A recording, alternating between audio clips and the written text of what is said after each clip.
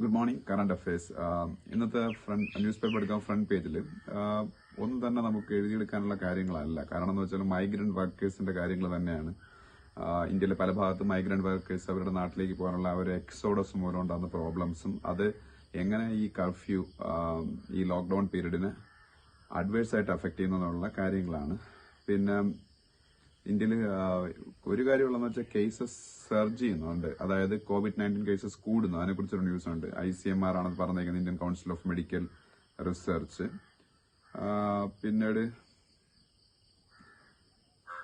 പിന്നെ അവിടെ ഫ്രണ്ട് പേജിൽ വേറെ ഒന്നും തന്നെ എഴുതിയെടുക്കാനുള്ള. പിന്നെ നമ്മൾ നേരെ സൗത്ത് പേജിലേക്ക് പോകുമ്പോൾ സൗത്ത് പേജിൽ യെദ്യൂരപ്പ കർണാടകത്തിന്റെ ചീഫ് മിനിസ്റ്ററിന്റെ ഫോട്ടോയും പിന്നീട് ആന്ധ്രയുടെ ചീഫ് മിനിസ്റ്റർ ജഗൻമോഹൻ റെഡ്ഡിയുടെ ഫോട്ടോയൊക്കെ അവിടെ ഉണ്ട്. അതല്ലാതെ അവിടെയും ഒന്നും തന്നെ എഴുതിയെടുക്കാനില്ല. നേരെ നമ്മൾ എഡിറ്റോറിയൽ പേജിലേക്ക് പോകുമ്പോൾ എഡിറ്റോറിയൽ ഫസ്റ്റ് പേജിൽ എവ്രി വൺ കൌണ്ട്സ് എന്ന് പറയുന്ന എഡിറ്റോറിയലാണ്. എവ്രി വൺ കൌണ്ട്സ് അതെന്ന് പറയുന്നത് NPR ഡിഫർ ചെയ്തിരിക്കുകയാണ് ഇപ്പൊ ഗവൺമെന്റ്. NPRും സെൻസസും ഈ April 1 തൊട്ട്, അതായത് മറ്റന്നാൾ മുതൽ സ്റ്റാർട്ട് ചെയ്യേണ്ടതാണ് സെൻസസും NPRും.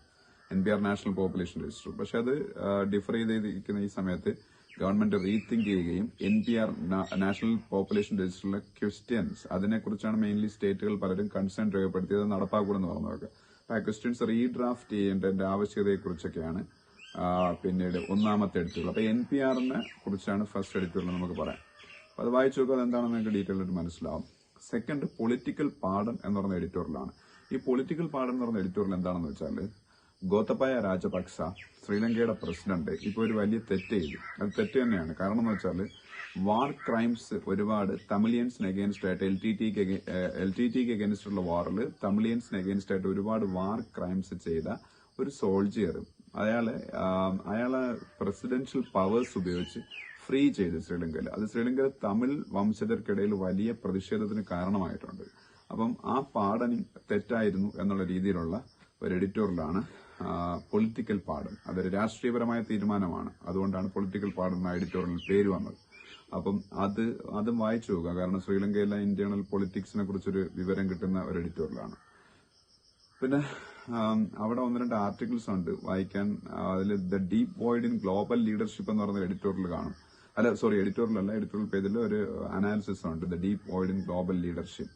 അത് നമ്മളുടെ ഈ കൊറോണ വൈറസിന് അഗേൻസ്റ്റ് ആയിട്ടുള്ള പിന്നീട് പ്രോബ്ലംസിൽ ഫൈറ്റിൽ ഒരു ഗ്ലോബൽ ലീഡർഷിപ്പിന്റെ അഭാവം ഉണ്ട് എന്ന് പറയുന്ന ഒരു ആർട്ടിക്കിളാണ്. പക്ഷെ G20യുടെ ഭാഗത്തുനിന്ന് മാത്രമാണ് ഈ ഒരു പ്രോബ്ലം ഫേസ് ചെയ്യാൻ വേണ്ടിയിട്ട് ഒരു നല്ല ഇനിഷ്യേറ്റീവ് ഉണ്ടായെന്നാണ് അതിൽ പറഞ്ഞേക്കുന്നത്. G20യുടെ മീറ്റിംഗ് ഇപ്പൊ ടെലികോൺഫറൻസിംഗ് വഴി പിന്നീട് സൗദിയുടെ കിങ് സൽമാന്റെ ചെയർമാൻഷിപ്പിൽ നടക്കുന്നു. അത് സത്യം പറഞ്ഞാൽ ഇന്ത്യയുടെ പ്രൈം മിനിസ്റ്ററിന്റെ ഒരു വലിയ ഇനിഷ്യേറ്റീവ് അതിന്റെ ബാക്കിലുണ്ടായിരുന്നതാണ് ഈ ആർട്ടിക്കിളിൽ പറയുന്നത്. ആ ഒരു മീറ്റിംഗ് നടക്കാൻ വേണ്ടി അപ്പൊ G20 പ്ലഡ്ജ് ചെയ്തത്, ഇത് ഫൈറ്റ് ചെയ്യാൻ വേണ്ടി പ്ലഡ്ജ് ചെയ്ത് എത്ര എമൗണ്ട് ആണെന്ന് അറിയിക്കണം. $5 trillion ആണ്. $5 trillion. ആ ആർട്ടിക്കിളിൽ അങ്ങനെയുള്ള കാര്യങ്ങളാണ് പറയുന്നത്. അത് നമ്മളൊന്ന് വായിച്ചു നോക്കുന്നത് നല്ലതായിരിക്കും.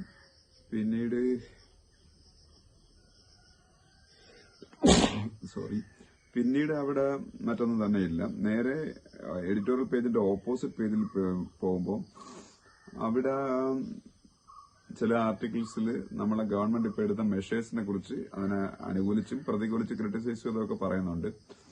Government central government package 1.7 lakh crore പാക്കേജാണ്. അത് ഞാൻ ഇന്നലെയും മിനിഞ്ഞാന്നൊക്കെ പറഞ്ഞു.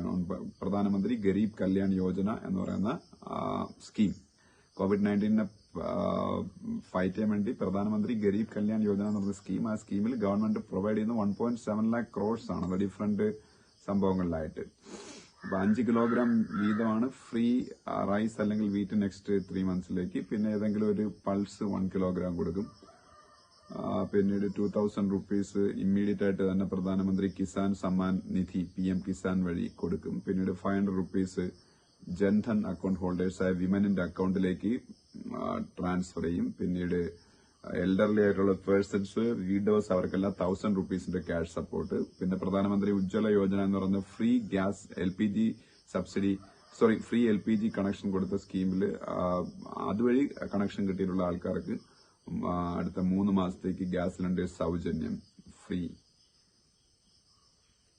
അതൊക്കെയാണ് ആ മെഷേഴ്സ്. ആ മെഷേഴ്സിന് പിന്നീട് Mahatma Gandhi national rural employment guarantee സ്കീമിൽ wage hike 20 rupees per day. അപ്പോൾ ഒരു വർഷം 100 days ജോലി കിട്ടിയാൽ 2000 രൂപയുടെ ഹൈക്ക് ഉണ്ടാകും. ഇതൊക്കെയാണ് പിന്നീട് അതിലെ മെയിൻ ആയിട്ടുള്ള മെഷേഴ്സ്. അതിന് കുറെയൊക്കെ ക്രിട്ടിസൈസ് ചെയ്തിരിക്കുന്ന കാര്യം അത് പോരാ എന്നുള്ള രീതിയിലുള്ള ഒരു എഡിറ്റർ ബൃന്ദാക്കാരായിട്ടാണ് അത് എഴുതിയിരിക്കുന്നത്. CPM-ന്റെ പോളിറ്റ് ബ്യൂറോ മെമ്പറൊക്കെയാണ്. ഇപ്പോ അതുണ്ട്. പിന്നീട് അത്ര മാത്രമേ ഉള്ളൂ ആ പേജിൽ. ഇത് 7ാമത്തെ പേജാണ്, എഡിറ്റോറിയൽ പേജിന്റെ ഓപ്പോസിറ്റ് പേജ്. പിന്നെ 8ാമത്തെ പേജിലേക്ക് പോകുമ്പോൾ അവിടെ നമുക്ക് രാജീവ് ഗൌബയുടെ ഫോട്ടോ കാണാം. PMO working in teams to battle virus എന്ന് പറയുന്ന ഒരു ആർട്ടിക്കിൾ ഉണ്ട്. അവിടെ രാജീവ് ഗൌബയുടെ ഫോട്ടോ കാണാം. രാജീവ് ഗൌബ ആരാണെന്ന് എല്ലാവർക്കും അറിയാം. ഇന്ത്യയുടെ ക്യാബിനറ്റ് സെക്രട്ടറിയാണ് രാജീവ് ഗൌബ. രാജീവ് ഗൌബയാണ് cabinet secretary of India. Administrative ലെവലിൽ ഇന്ത്യയിലെ ഏറ്റവും ഉയർന്ന ഒഫീഷ്യലാണ് ക്യാബിനറ്റ് സെക്രട്ടറി എന്ന് പറയുന്നത്. ഇവിടെ സ്റ്റേറ്റിന് ചീഫ് സെക്രട്ടറി പോലെയാണ് ക്യാബിനറ്റ് സെക്രട്ടറി. സെന്ററിന് ക്യാബിനറ്റ് സെക്രട്ടറി രാജീവ് ഗൌബ. പിന്നെ PK മിശ്രയുടെ പേര് അവിടെയുണ്ട് ആ ആർട്ടിക്കിളിൽ. PK Mishra principal secretary to prime minister ആണ്. Principal secretary to prime minister ആണ് PK മിശ്ര. അതേ ആർട്ടിക്കിളിൽ തന്നെ ഡോക്ടർ ഹർഷ് വർദ്ധന്റെ പേര് പറയുന്നുണ്ട്. ഇന്ത്യയുടെ ഹെൽത്ത് മിനിസ്റ്റർ ആണ് ഡോക്ടർ ഹർഷ് വർദ്ധൻ, എല്ലാവർക്കും അറിയാം.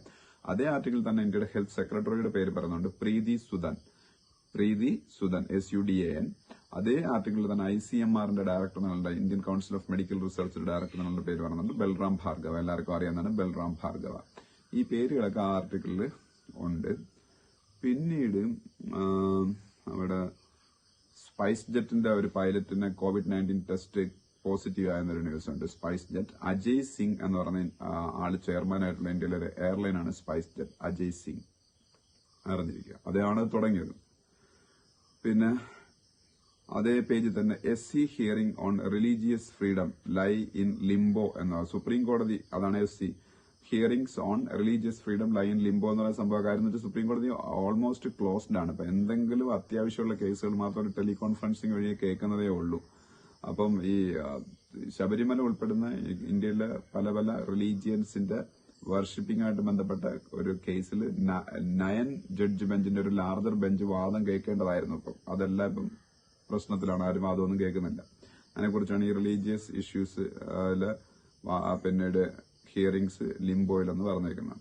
അതുപോലെ ആർട്ടിക്കിൾ 370 ജമ്മു ആൻഡ് കാശ്മീരിന്റെ അടുത്ത് കളഞ്ഞതിനെ കുറിച്ചുള്ള വാദം കേൾക്കേണ്ടതുമാണ്. പിന്നീട് ആർട്ടിക്കിൾ 370 ജമ്മു ആൻഡ് കാശ്മീരിന്റെ അടുത്ത് കളഞ്ഞതിനെ കുറിച്ച് അതും ഒന്നും നടക്കുന്നില്ല ഇപ്പം. അതൊക്കെയാണ് അവിടെ ആ ന്യൂസിലുള്ളത്.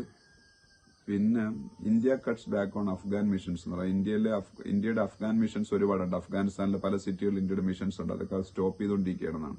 കാരണം അവിടുത്തെ COVID-19 പ്രോബ്ലം കൊണ്ട് തന്നെയാണ്.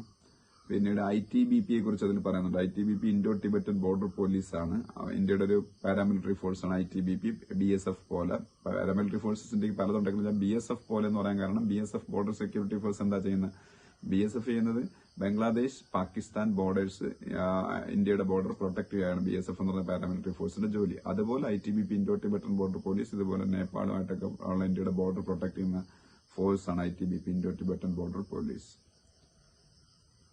പിന്നെ lenders ready with EMI holiday offer എന്ന് പറയുന്ന ന്യൂസ് ഉണ്ട്. അതും ഗവൺമെന്റ് ഇപ്പം COVID-19 ബന്ധപ്പെട്ടുള്ള കാര്യങ്ങളിൽ ജനങ്ങൾക്ക് പിന്നീട് ഒരു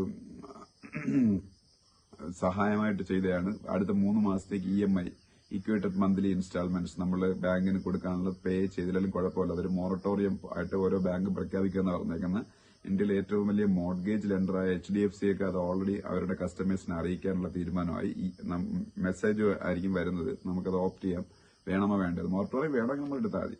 HDFC ആണ് ഇതിലെ ഏറ്റവും വലിയ മോർഗേജ് ലെൻഡർ, HDFC. അതിനെക്കുറിച്ചൊരു ന്യൂസ് ഉണ്ട്. ECS എന്ന് പറയുന്ന ഒരു അബ്രിവേഷൻ ആ ആർട്ടിക്കിളിന്റെ അകത്തുണ്ട്. ECS ഇലക്ട്രോണിക് ക്ലിയറിംഗ് സർവീസ് എന്നാണ്. അത് അറിഞ്ഞിരിക്കണം. ECS electronic clearing service.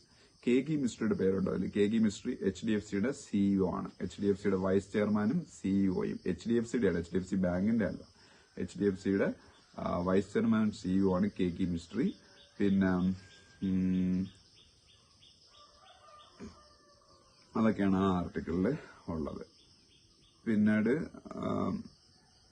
പിന്നെ തൊട്ടടുത്ത് വേറൊരു article EPF scheme members handed COVID-19 life line എന്ന് പറഞ്ഞ ന്യൂസ് ഉണ്ട്. EPF എന്ന് പറഞ്ഞാൽ employee provident fund organisation. EPFO എന്ന് പറഞ്ഞ ഓർഗനൈസേഷൻ ഉണ്ട്. EPFO എംപ്ലോയി പ്രൊവിഡന്റ് ഫണ്ട് ഓർഗനൈസേഷനിലേക്കാണ് നമ്മൾ എംപ്ലോയീസിന്റെ കയ്യിൽ നിന്ന് EPF പിടിച്ചിട്ട് എംപ്ലോയി പ്രോവിഡന്റ് ഫണ്ട് എമൗണ്ട് പിടിച്ചിട്ട് അടയ്ക്കേണ്ടത്. EPF employee provident fund organisation ഏത് മിനിസ്ട്രിയുടെ അണ്ടറിലാണെന്ന് അറിഞ്ഞിരിക്കണം. ലേബർ ആൻഡ് എംപ്ലോയ്മെന്റ് മിനിസ്ട്രിയുടെ അണ്ടറിലാണ്. ലേബർ ആൻഡ് എംപ്ലോയ്മെന്റ് മിനിസ്ട്രിയുടെ അണ്ടറിലാണ് employee provident fund organisation. Labour and employment minister of India Santosh Kumar Gangwar ആണ്. സന്തോഷ് കുമാർ ഗാംഗ്വാർ. പിന്നീട് നമ്മൾ അതിനടുത്ത പേജിലേക്ക് പോകുമ്പോൾ 9th പേജ്, അവിടെ നമുക്കിങ്ങനെ വന്നു എഴുതിയെടുക്കാനൊന്നുമില്ല. മൈഗ്രന്റ് വർക്കേഴ്സിന്റെ പ്രോബ്ലംസിനെ കുറിച്ച് മാത്രമാണ് അവിടെ ഉള്ളത്. അവിടെ ഗോണ്ട് ട്രൈബൽസ് എന്ന് പറഞ്ഞ ഒരു വാക്ക് അവിടെ കാണാം. ഗോണ്ട് ട്രൈബൽസ്. ഇന്ത്യയിലെ പല സ്ഥലങ്ങളിലും പല പേരുകളിൽ ട്രൈബൽസ് ഉണ്ട്. നാഗ ഒരു ട്രൈബൽ ഗ്രൂപ്പാണ്.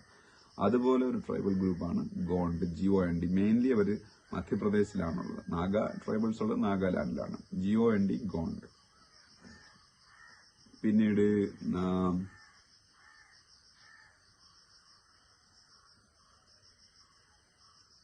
പിന്നെ ആ പേജിൽ നമുക്കൊന്നും ഇല്ലെന്ന് തന്നെ പറയാം. CAPFന്റെ എക്സ്പാൻഷൻ അറിയിക്കാം. Central armed police forces. CAPF central armed police forces. പിന്നെ ഉള്ളത് US എയർഫോഴ്സിന്റെ ഏറ്റവും പ്രധാനപ്പെട്ട എക്സർസൈസ് ആണ് റെഡ് ഫ്ലാഗ് എന്നറിയപ്പെടുന്നത്. Red flag exercise. അതൊരു മൾട്ടിലാറ്ററൽ എക്സർസൈസ് ആണ്. ഒരുപാട് രാജ്യങ്ങളിൽ നിന്നുള്ള എയർഫോഴ്സുകൾ പങ്കെടുക്കുന്ന US എയർഫോഴ്സ് നേതൃത്വം കൊടുക്കുന്ന അവരുടെ ഫ്ലാഗ്ഷിപ്പ് എക്സർസൈസ് ആണ് റെഡ് ഫ്ലാഗ്. വേൾഡിലെ തന്നെ ഏറ്റവും ഫേമസ് എയർഫോഴ്സ് എക്സർസൈസ് ആണ്. അതിൽ ഇന്ത്യൻ എയർഫോഴ്സ് ഉൾപ്പെടെ പങ്കെടുക്കുന്നതാണ്. പക്ഷെ ഇത് ക്യാൻസൽ ചെയ്തു. COVID-19 തന്നെയാണ് അതിന്റെ റീസൺ.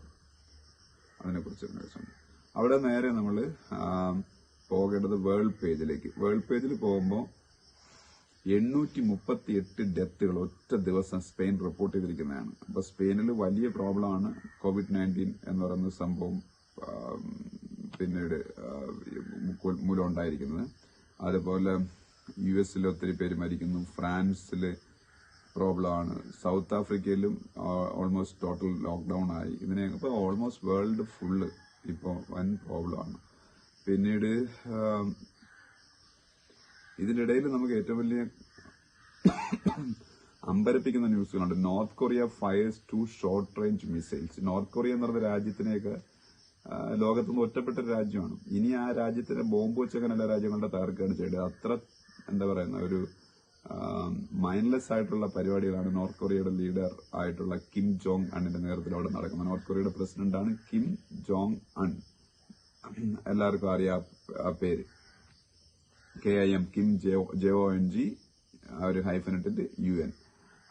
അവരുടെ ക്യാപിറ്റൽ പ്യോങ്യാങ് ആണ്. PYONG പ്യോങ്യാങ്. അവര് നോർത്ത് കൊറിയ മിസൈൽസ് ഒന്നുമല്ല 2 മിസൈൽസ് പിന്നീട് ഇന്നലെ ടെസ്റ്റ് ഫയർ ചെയ്തതാണ്. അതുപോലെ വേറൊരു ന്യൂസ് വായിച്ചാൽ അതിലും വലിയ കോമഡിയാണ്. സൗദി അറേബ്യയെ ലക്ഷ്യമാക്കി യമനിന്റെ ക്യാപിറ്റലിന്റെ നിയന്ത്രണമൊക്കെ ഉള്ള ഒരു ടെറർ ഗ്രൂപ്പ് എന്ന് വേണമെങ്കിൽ പറയാവുന്ന ഹൂത്തി റബൽസ് ഉണ്ട്. HOUTHI. ഇറാന്റെ കൺട്രോളിലുള്ള ഷിയ മുസ്ലിമിന് ഭൂരിപക്ഷമുള്ള ഒരു റബൽ ഗ്രൂപ്പാണ് ഹൂത്തി റബൽസ് എന്ന് പറയുന്നത്. HOUTHI Houthi rebels. അവര് സൗദിയും തമ്മിൽ യുദ്ധത്തിൽ ഏർപ്പെട്ടിരിക്കുകയാണ്. അപ്പൊ യമൻ എന്ന് പറഞ്ഞ കൺട്രി അവരുടെ അതിന്റെ മെജോറിറ്റി പാർട്സും എസ്പെഷ്യലി ക്യാപിറ്റലായ സനയൊക്കെ ഈ ഹൂത്തി റബൽസിന്റെ കൺട്രോളിലാണ്. അവര് സൗദിയെ ലക്ഷ്യമാക്കി മിസൈൽസ് ഇന്നലെ പായിച്ചു എന്നൊരു ന്യൂസുണ്ട്. മിസൈൽസ് ലോഞ്ച് ചെയ്തു എന്നൊരു ന്യൂസുണ്ട്.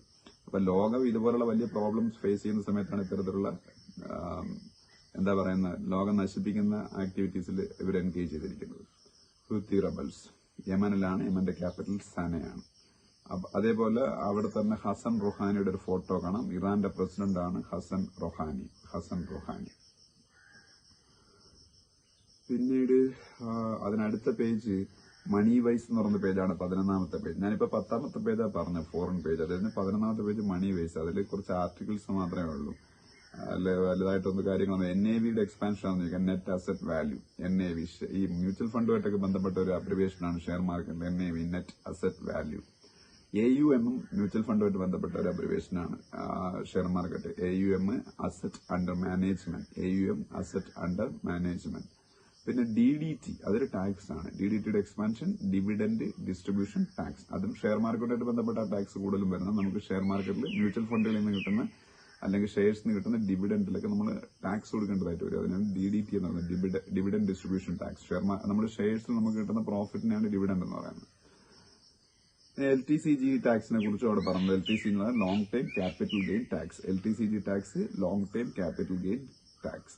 അത് നമുക്ക് ഷെയർസിൽ മാത്രമല്ല ക്യാപിറ്റൽ ഗെയിൻ ഉണ്ടാകുന്നാലും ഷെയർസിലൊക്കെ നമ്മൾ കൈ വെച്ചേക്കുമ്പോൾ ക്യാപിറ്റൽ ഗെയിൻ ഒരു വർഷം കൊണ്ട് നമ്മളുടെ ഷെയർ പോർട്ട്ഫോളിയോയിൽ 1 ലക്ഷം രൂപയിൽ കൂടുതലുള്ള വർധനമുണ്ടായാൽ അതിന് നമ്മൾ ടാക്സ് കൊടുക്കണം. ആ ക്യാപിറ്റൽ ഗെയിൻ ഇപ്പം 2 ലക്ഷം രൂപ ഷെയർസ് ഉണ്ടായിരുന്നു, അത് അടുത്ത വർഷം ആകുമ്പോഴത്തേക്ക് അത് 3 ലക്ഷമായിട്ട് അതിന്റെ വാല്യൂ വളർന്നാൽ അപ്പൊ അതിന് നമ്മൾ ആ 1 ലക്ഷം രൂപ വളർച്ചയ്ക്ക് ടാക്സ് കൊടുക്കണം. അതിനാണ് ക്യാപിറ്റൽ ഗെയിൻ എന്ന് പറഞ്ഞാൽ. ആ ക്യാപിറ്റൽ ഗെയിൻ ഉണ്ടായ ടാക്സിനെയാണ് LTCG, long time capital gain tax. അതുപോലെ STCG ഉണ്ട്, short time capital gain tax.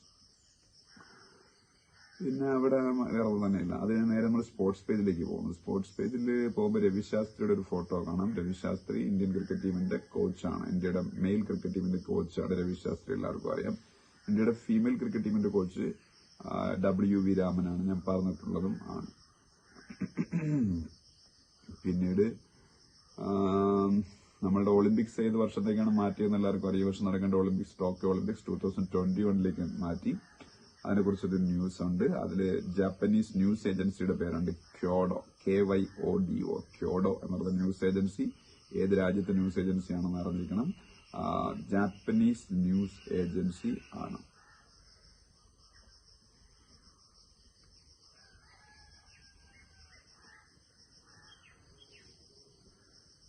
ഇന്ത്യയുടെ ഒരു para Asian games, para Olympics ഉണ്ട്, പാരാ ഏഷ്യൻ ഗെയിംസ് ഉണ്ട്. പാരാ ഏഷ്യൻ ഗെയിംസിലൊക്കെ ഹൈ ജമ്പിലൊക്കെ ഇന്ത്യക്ക് വേണ്ടി ഗോൾഡ് മെഡൽ നേടിയ ഒരു താരമാണ് ശരത് കുമാർ. അദ്ദേഹത്തിനെ കുറിച്ച് ന്യൂസ് ഉണ്ട്. പിന്നീട്